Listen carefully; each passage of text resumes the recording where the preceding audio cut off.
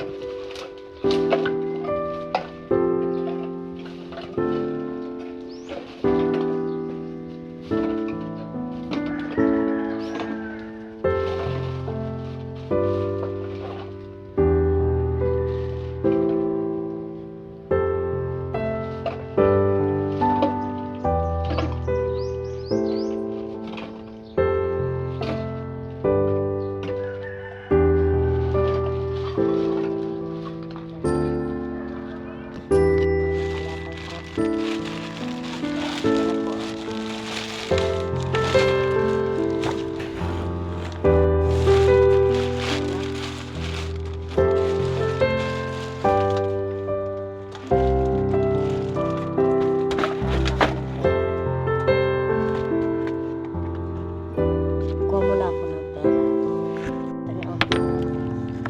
Ito na. Ito ako. Salamat ho. Madami lang ito.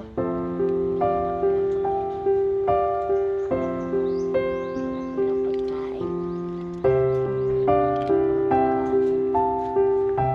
Tao po. Pabili po daw niya. Salamat po. Nakabili na ako ng ulam. May kanin na sa bahay. Kakain na kami. Sobrang busog ko. Kailangan ko pang bukas ng maaari sa pambili ako ng aking ulam. At sa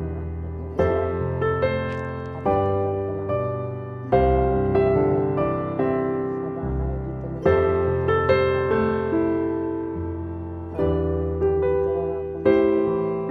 Dito lang ako matutulog. Wala naman.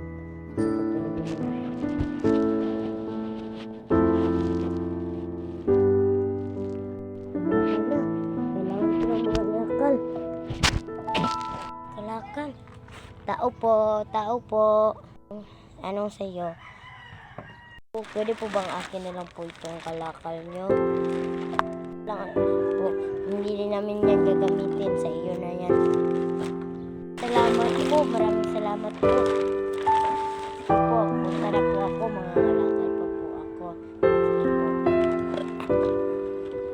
Ito, ang aming kalakal. Sige po. Relas na naman dito.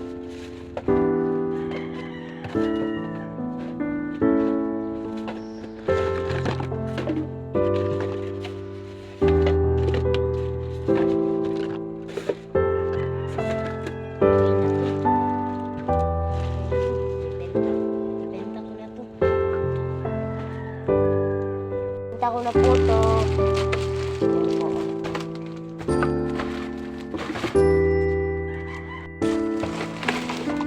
Marami-rami din. 120 ito. Tapos pa. 5 kilo. So 120. So, sige, magkukuha muna ako ng pera. Po, thank you po. Marami-rami na po ito. Pambili ko na po ng magamot ang mama ko. Sige po. Punta na po ako. Po, tao po. Pabili po niyan. Oh. Ito po. At saka gamot po. 3 po. Biogesic at tambal sa hapon.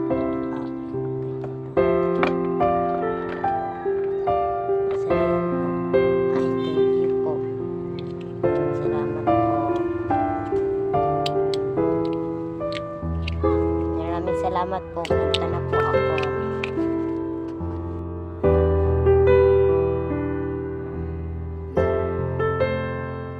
May gamot ka na. May gamot na ako.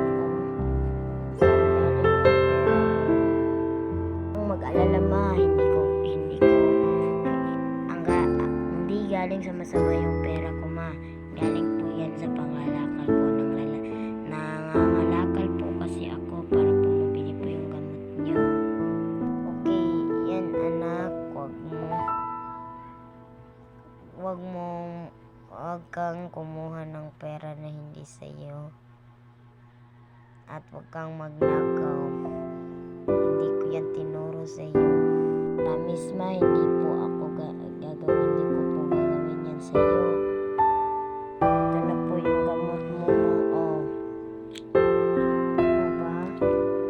Ito na yung biogesic mo, no?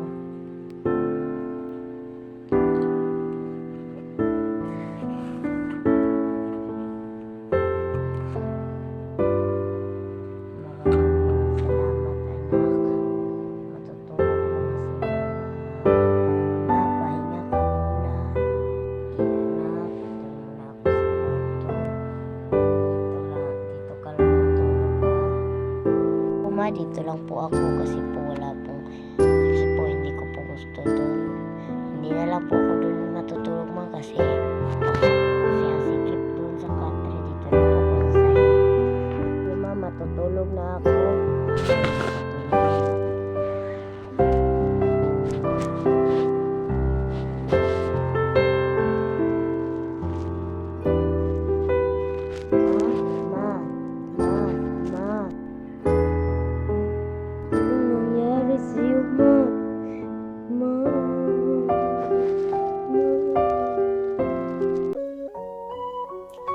Mahalin ninyo at igalang ang inyong mga magulang. Paramdam ninyo sa kanila habang sila ay buhay pa. Dahil kahit anong sigaw at iyak mo, hindi na nila malalaman pa kapag sila ay wala na. Ang kaibigan at ang asawa, kahit ilan, mapapalitan. Pero ang magulang, nag-iisa lang. I know